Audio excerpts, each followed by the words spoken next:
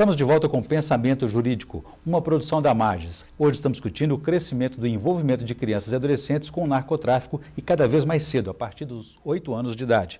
A nossa entrevistada é a juíza Valéria Rodrigues, que é titular da Vara Infracional da Infância e Juventude de Belo Horizonte. Doutora Valéria, vamos avaliar um pouco a questão do interior. Há investimentos para isso? Não, não há ainda um investimento, seja do governo federal, do governo estadual e também do município, no tratamento ainda, no acolhimento e tratamento. E, infelizmente, a droga já chegou no interior de forma avassaladora. Meus colegas magistrados comentam comigo o crescimento muito rápido da dependência química entre os jovens no interior, que era um problema de capital. Agora a droga invadiu o interior, assim... Até porque o crack, basta o primeiro contato, já cria uma dependência rápida, né? É, muito rápida, né? E como o efeito também da droga é muito rápida, então o consumo é bem maior. A necessidade de consumir mais pedras cada vez é bem maior. Então, não há ainda... E uma coisa que eu quero colocar para vocês o CAPUT, né, esse centro que nós temos aqui em Belo Horizonte, não é um abrigo para acolher crianças e adolescentes dependentes químicos, como tem no Rio de Janeiro. Nós não trabalhamos nessa linha. O CAPUT, o Centro de Acolhimento e Tratamento, é para atender, tratar, né, desenvolver todo o tratamento da criança e adolescente, mas não é abrigo. Fora dali. Nós não Encaminha para o serviço público. Não é uma clínica de contenção também. Quando eu falei em leitos, que existem leitos, é no caso de crise mesmo, de estar ainda sob o efeito da droga muito forte ou em crise de abstinência. Essa internação compulsória vai ser só para diagnóstico, porque não se trata de uma clínica para internação que tem uma estrutura de contenção. Aliás, eu acho que em Minas nós não temos clínicas, né, para tratar crianças e adolescentes com contenção, porque há casos que precisa. Não é fazendas, essas... Casas de recuperação? Elas não têm contenção, o paciente fica ali se quiser, né? Então, o último caso envolvendo adolescente que precisou de uma internação compulsória, onde a Defensoria Pública entrou com mandado de segurança e o juiz deferiu a liminar, o Estado de Minas teve que internar no Estado de São Paulo. Então, Minas ainda precisa se estruturar. E o que o senhor atribui esse aumento da droga descontroladamente no interior? Aumentou a repressão na capital, nos grandes centros? Não, eu acho que é uma forma, né, lucrativa de se ganhar dinheiro. E é o que eu te falei, em razão de aproveitando-se, né, daquela fragilidade do ser humano de não saber lidar com seus problemas, que todo mundo tem, não é só na capital, no interior também, se migrou muito grande, né, a venda de drogas no interior, que não havia 10 anos atrás, por exemplo. Eu fui juíza no interior, eu não tinha apreensões de adolescentes envolvidos com droga. E hoje, assim, é uma coisa muito grande. Então, o que eu atribuo isso houve mercado, né? A droga foi para lá, está crescendo por quê? Porque está aumentando o número de usuários. E por que essas pessoas estão usando? É o que eu te falo. Temos que ter a repressão ao traficante? Sim. Mas eu entendo que a droga é um produto ilícito, mas é um produto. E o traficante, ele não coloca uma arma na sua cabeça e te obriga a consumir droga. Você vai comprar lá porque você quer. Então a gente tem que investir o quê? No usuário. Eu não vejo isso, só vejo a repressão ao traficante. Eu não vejo o investimento no tratamento do usuário. Se você trata o usuário, ele não vai comprar aquele produto. Quando você não compra um produto, ele acaba que ele sai da prateleira do supermercado, não é? É nisso que a gente tem que pensar. E a porta de entrada disso também é o consumo de álcool, que também está crescendo muito entre os jovens e os adolescentes. Não, o álcool ainda é a droga mais consumida, né, e que causa maior dependência química no Brasil. E uma porta de entrada para outras drogas também. Outras, né? Muito bem.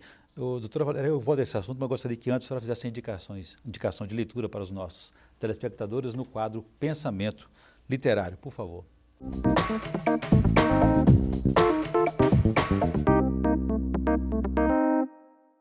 Bom, é um livro que foi recentemente editado, porque nós agora, graças a Deus, temos a Lei de Execução de Medidas Socioeducativas, que não havia, né?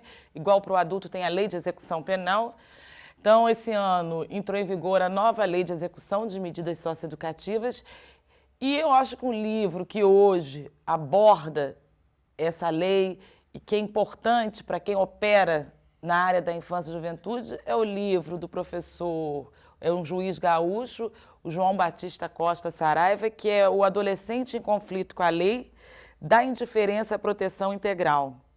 Uma abordagem sobre a responsabilidade penal juvenil, da editora dos advogados, né, Livraria dos Advogados. Eu acho que é um livro essencial, primordial para todos os profissionais que atuam na área da infância e juventude darem uma lida, né, se atualizarem, porque o Estatuto já tem 21 anos e a gente percebe às vezes que na prática essa atualização ainda é muito pouca como deveria estar. E a propósito disso, acha que o próprio Estatuto da Criança e Adolescente mereceria já uma reforma, uma reavaliação? Acho. Onde exatamente? Eu acho que na Que responsabilização do adolescente, quando pratica o ato infracional.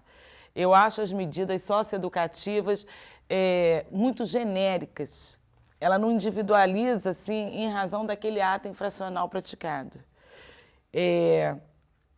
Um exemplo, eu não acho, as medidas socioeducativas, por exemplo, privativas de liberdade, o mínimo são 6 meses de cumprimento e o máximo 3 anos, independente do ato ilícito que você praticou. Eu não concordo muito com isso, acho que deveria haver uma individualização maior pelo crime praticado. Por exemplo, caso de homicídio, como é que você acha que deve ser conduzido? Eu acho que 3 anos é muito pouco. Eu acho que com 3 anos, aliás, eu acho 3 anos muito pouco para você, às vezes, reinserir um adolescente, dependendo do quadro, né, dele, psicológico, de você reinserir na sociedade. E tem uma função pedagógica, né? É preciso dar limites. E a gente vê isso no seguinte fato, esse adolescente ele cumpre às vezes 2 anos, 3 anos de medida, quando é liberado, ele retorna a praticar ato infracional. Então, eu acho que tem que ser revisto, sim, as medidas socioeducativas, apesar da finalidade dela ser reeducar, reinserir, eu acho que o tempo ainda é muito curto e deveria ser maior a permanência deles sobre a tutela do Estado no tratamento. Uma última questão, doutora Valéria, nós estamos na reta final. Gostaria que a senhora falasse um pouco também que, além do tratamento específico clínico que esse centro novo aqui em Belo Horizonte está promovendo, é importante também buscar essa reintegração social da própria família. Qual o papel da família nessa recuperação desse jovem? Eu acho que a família é primordial, porque o que a gente vê às vezes é a família desistindo, né, desestimulada, que já tentou de tudo, recuperar aquele adolescente e não consegue. Então, o que a gente pede para a família? Eu sei que é difícil, eu sei que é doloroso, eu sei o que elas vivenciam, o que elas passam com o adolescente dentro de casa, mas a gente não deve desistir dos nossos filhos, né? E trabalhar, ela é o elo principal na recuperação dele, porque se o paciente, se o adolescente, até o adulto, não tem o apoio da família, a recuperação, o tratamento dele é muito difícil. Muito bem. Eu conversei aqui com a juíza Valéria Rodrigues, que é titular da Vara Infracional da Infância e Juventude de Belo Horizonte, e falamos aí sobre o crescimento do envolvimento de crianças e adolescentes com o narcotráfico cada vez mais cedo, a partir dos 8 anos de idade. Doutora Valéria, obrigado pela entrevista mais uma vez, foi um prazer recebê-la aqui. Obrigada. Nós ficamos por aqui. Se você quiser participar, escreva para pensamento@amages.com.br, pensamento@amages.com.br. Obrigado e até a próxima.